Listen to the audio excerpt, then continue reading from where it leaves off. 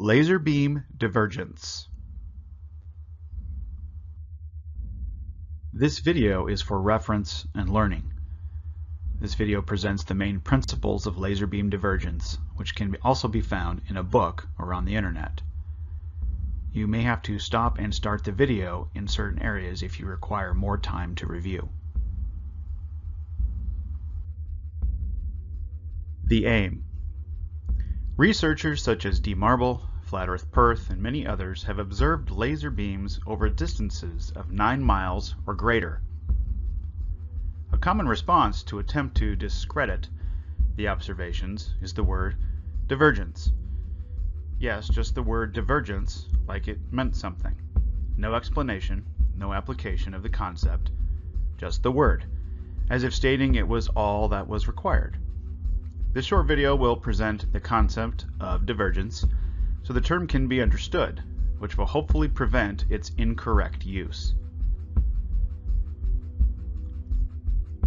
Note: although I used lasers during my research, as they are a tool used in spectrophotometry, I am not an expert in their construction or in the internal workings of lasers.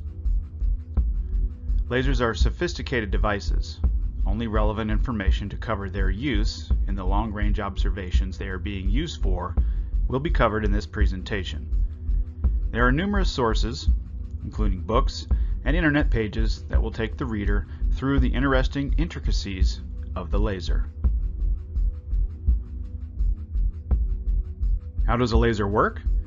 There are a number of YouTube videos that present how a laser works. Some of the videos are more in-depth and accurate than others, depending on the level of understanding required.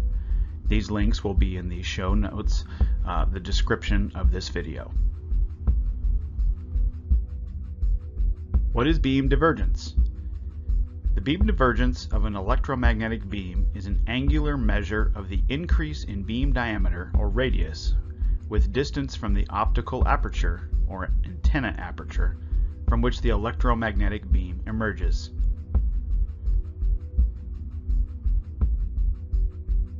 Most lasers used in pointers and light shows emit beams with a Gaussian profile or distribution. Gaussian distribution, also known as normal distribution, is a bell-shaped curve. This means that these laser beams are brightest in the center and the intensity falls off towards the edges. Why does a laser beam diverge? Below is only a very simplified description of why beam divergence occurs, but is adequate in the context of the observations being done with lasers. An ideal or perfect laser does not exist. An ideal laser would emit light in only one specific direction. Example, 90 degrees relative to the light generating mechanism, so no beam divergence would occur. In real-life lasers, the light is being emitted in a range of directions relative to the light generating mechanism. Due to the size of the light compared to the physical size of the light generating mechanism and lenses, a proportion of the light generated will be able to leave the final lens at a non-90 degree angle, causing a beam to be generated that diverges, or not just travels in one specific direction. How is beam divergence calculated? The beam divergence of a laser beam is a measure for how fast the beam expands outward from the beam waist. Like all electromagnetic beams, lasers are subject to divergence, which is measured in milliradians, emrads, or degrees. The divergence of a laser beam can be calculated if the beam diameter d1 and d2 at two separate distances, such as z1 and z2 along the laser axis, are known.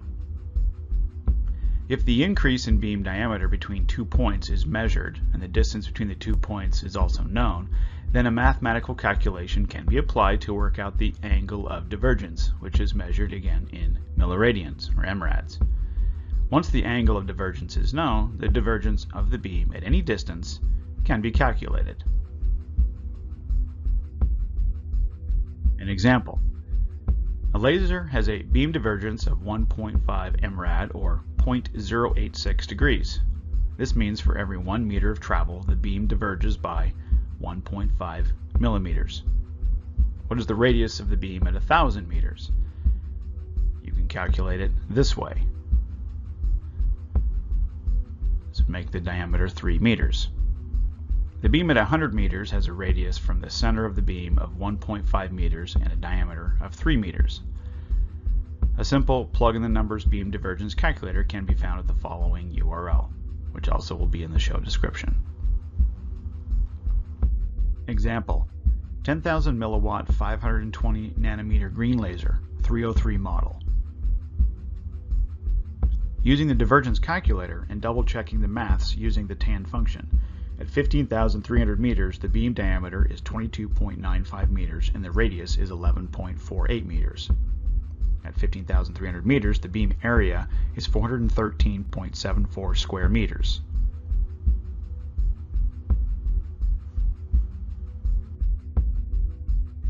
Summary: a laser beam diverges. The divergence of a laser beam can be calculated. The radius, diameter, and surface area of the diverged beam can be calculated at a specific distance. In the peer-to-peer observations, a red laser and a green laser were used. The red laser is 650 nanometers. The green laser is 520 nanometers. The diverging beam of the green laser is more visible compared to the red laser for two reasons. 1. The molecules of the air scatter green light more effectively than red light. And 2. The human eye is more sensitive to green light compared to red light. The diverging green laser positioned at Worthing, 15.3 kilometers away, can be clearly seen due to the fact that green light is scattered by the molecules of the atmosphere and because the human eye is most sensitive to green light. What exactly is scattering? If the light of the beam is not traveling directly into the observer's eye, then how can the beam be seen? What exactly is scattering? Some of the green light is reflected in all directions off the air particles. One of the air particles is represented by the blue dot, not to scale. Some of the reflected green light enters the person's eye, and the diverging beam is observed. Note, the light is actually scattered 360 degrees. Decrease in light intensity. As can be seen, the light intensity of the diverging beam decreases with distance from the source and with distance from the central path of the beam.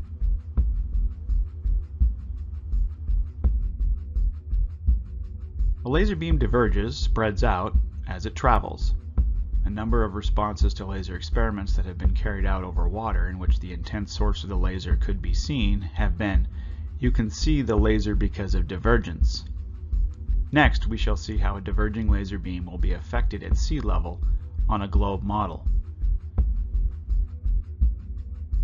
Note, the mathematical numbers that are presented are the best that can be used in the situation. The fact that the radius of the Earth in the sphere model is 6,371 kilometers, this should limit the overall accuracy of the numbers to the closest 1 meter. Numbers ranging from thousands of kilometers to meters are being used, and this range limits the accuracy. Despite this, the numbers will be used as fairly as possible to represent the concept being presented.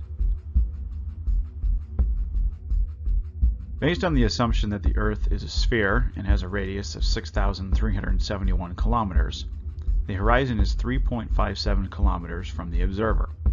The green line represents the laser beam between the observer and the horizon. The laser beam is traveling horizontal to the sea surface, and the observer's position, angles A, B, and C, will be calculated.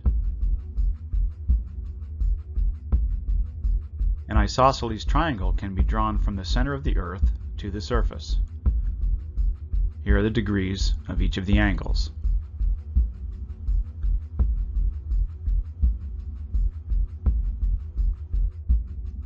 Next, the height of the central laser beam above the horizon, at 3.57 kilometers, will be calculated. Note, the laser itself is 1 meter above tide level, will also need to be taken into account.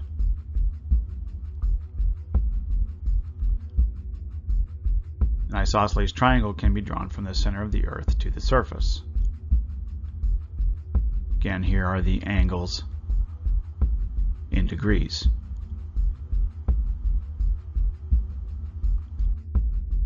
Next, the triangle involving the laser beam will be calculated. Laser traveling horizontal to tide level from the laser's starting position. It's been exaggerated and rotated to make it clearer to understand.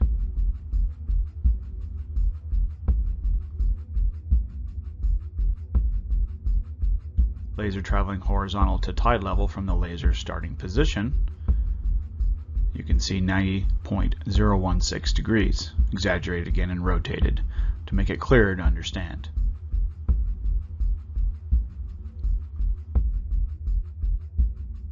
Now the other angles can be calculated.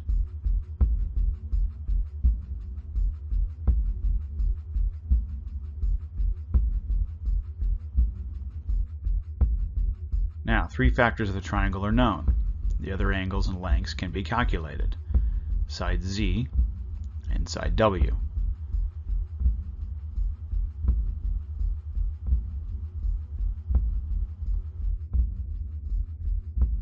The central beam of the laser will be 1 meter above tide level at the horizon. That is 3.57 kilometers away from the laser.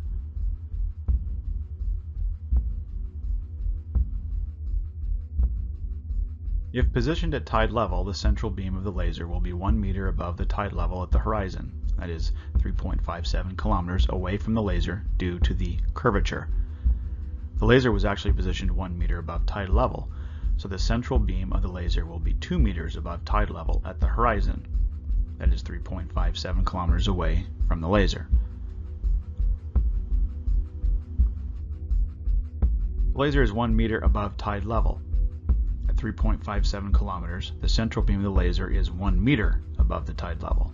At 3.57 kilometers, the central beam of the laser is in total 2 meters above the tide level. At 3.57 kilometers, the green laser beam has a radius of 2.68 meters. This means that the bottom 0.68 meters of the radius of the diverging beam is cut off by the sea. 25% of the lower radius of the diverging laser is cut off by the sea.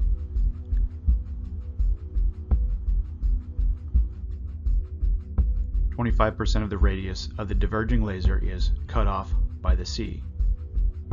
Area at 5.37 kilometers, 22.5 square meters. Radius at 5.37 kilometers, 2.68 meters.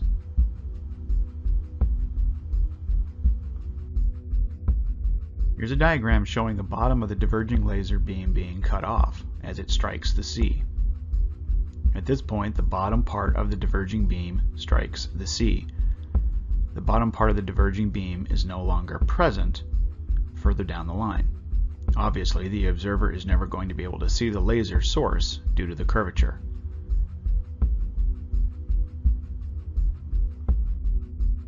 When the diverging beam is cut off, the cut off part does not then start to diverge again. Why?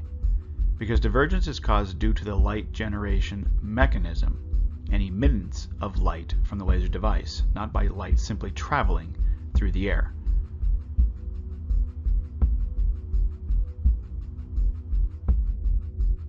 Summary. A laser beam will continue to diverge as it travels. At the horizon, the bottom part of the diverging laser beam will be cut off by the sea. The laser beam, when cut off, does not diverge again.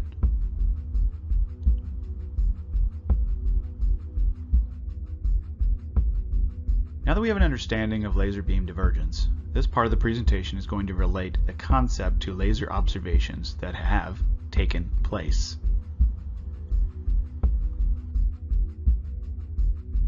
The peer-to-peer observation was carried out over the sea at a distance of 15 kilometers or 9.5 miles.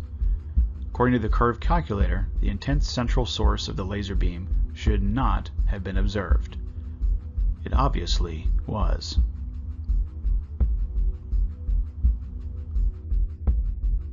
Could the camera have recorded the diverging part of the green laser beam and not the actual intense central source of the laser beam?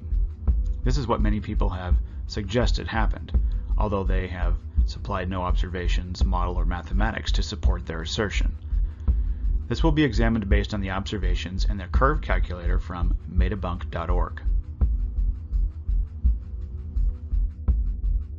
What is the size of the diverged laser beam at 15.3 kilometers or 9.5 miles? At 15,300 meters, the radius of the beam is 11.48 meters.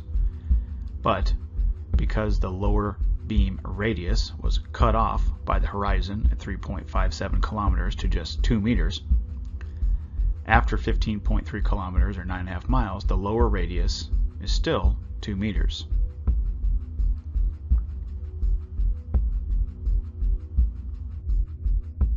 According to the curve calculator, the observer, 1 meter above tide level, will not be able to observe the actual intense central source of the laser and will only be able to observe the less intense diverging beam rising at an angle. The diverging beam will be seen to be less intense as it is not being observed directly, but only because scattered light from the diverging beam is being observed by the camera.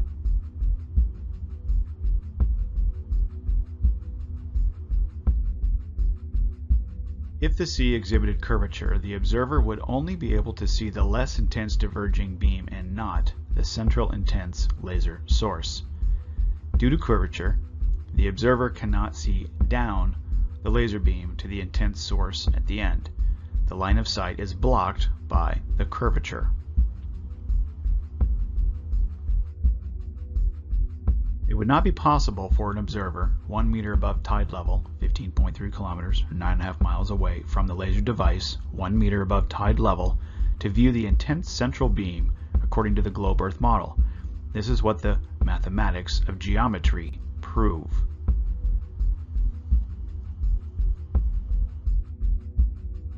Summary. If the sea was curved, it would not be possible for an observer 1 meter above tide level to see the intense central beam of a laser 1 meter above tide level at a distance of 15.3 kilometers away. Based on the numbers generated from the curve calculator, the observer would only be able to observe the scattered light from the diverging beam. On the present globe model, it would not be possible to observe the intense source of the laser itself if it were 1 meter above tide level and 15.3 kilometers or 9.5 miles away. Only the scattered light from the diverging beam overhead would be observable, as illustrated by example in the picture above. But the intense source of the laser can be observed.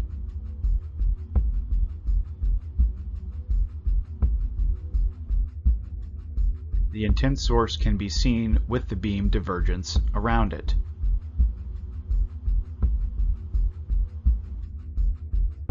The intense source can be seen with the beam divergence around it.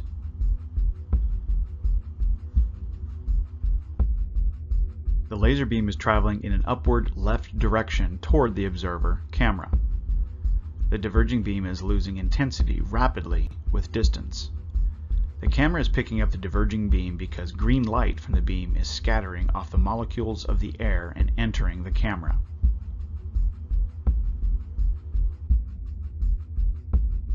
The laser beam is traveling in an upward right direction toward the observer camera. The camera is picking up the diverging beam because green light from the beam is scattering off the molecules of the air and entering the camera. The diverging beam is losing intensity rapidly with distance.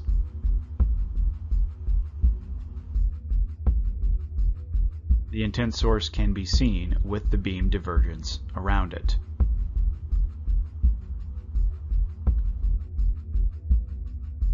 The laser beam is traveling in an upward left direction toward the observer camera. The camera is picking up the diverging beam because green light from the beam is scattering off the molecules of the air and entering the camera. The diverging beam is losing intensity rapidly with distance. The intent source can be seen with the beam divergence around it.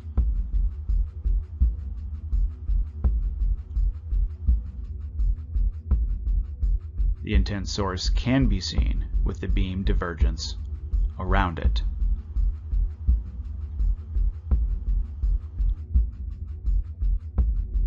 The intent source can be seen with the beam divergence around it. D-Marble's 10-mile Puget Sound laser test, the link will be in the description. The camera is picking up the diverging beam because blue light from the beam is scattering off the molecules of the air and entering the camera.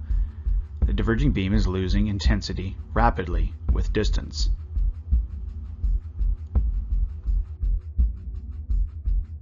The intent source can be seen with the beam divergence around it.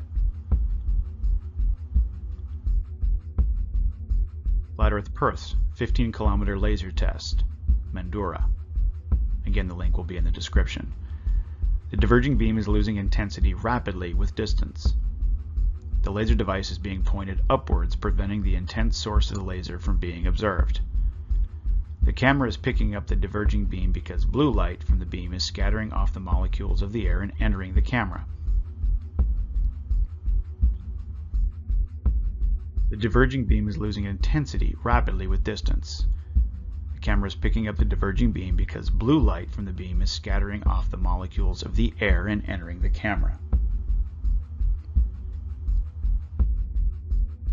The intent source can be seen with the beam divergence around it.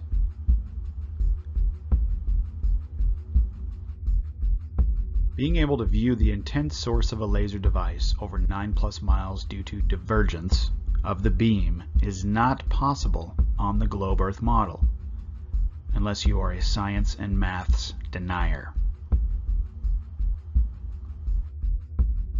These observations are only possible at these distances because water does not exhibit the declared supposed curvature.